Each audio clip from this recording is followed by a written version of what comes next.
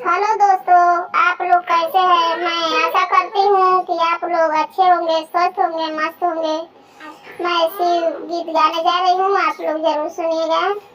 माटिए के बनली बदनवा हो, काहे करेला गुमानवा।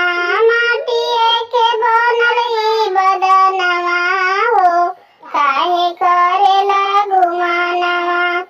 करेला गुमानवा, काहे करेला गुमानवा। करेला गुमानवा, काहे करेला गुमानवा।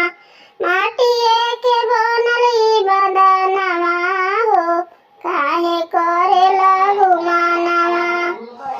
शिव गुरु के कइला भजनिया, शिव गुरु जी के कइला भजनवा।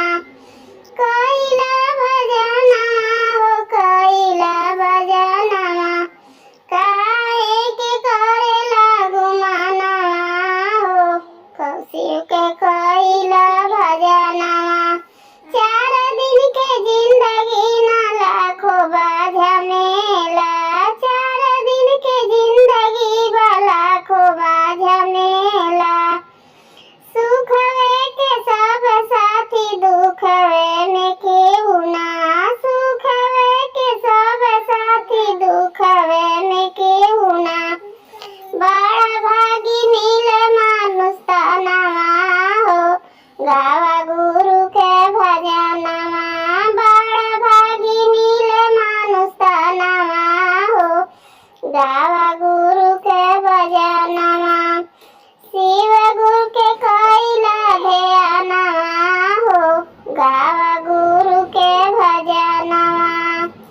शिव गुरु के कइला ध्यानवा हो, गावा गुरु के भजनवा। जिंदगी में अपना जे गुरु ना बनाइबा, जिंदगी में अपना जे गुरु ना बनाइबा। गुरु ना बनाइबा हो, गुरु ना बनाइबा। गुरु बिना ज्ञान बोला कैसे तू पाइबा। गुरु बिना ज्ञान बोला कैसे तू पाइबा। गुरु बिना ज्ञान बोला कैसे तू पाइबा। गुरु बिना ज्ञान बोला कहाँ से तू पाइबा। मान लेबा हमारो कहनवा हो, काला गुरु के भजनवा। मान लेबा हमारो कहनवा हो, काला गुरु के भजनवा। मान लेबा हमारो कहनवा हो, काला शिव के भजनवा।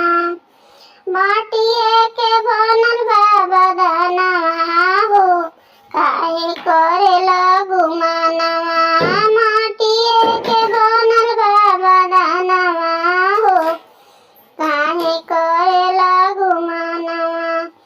करेला गुमानवा, काहे करेला गुमानवा।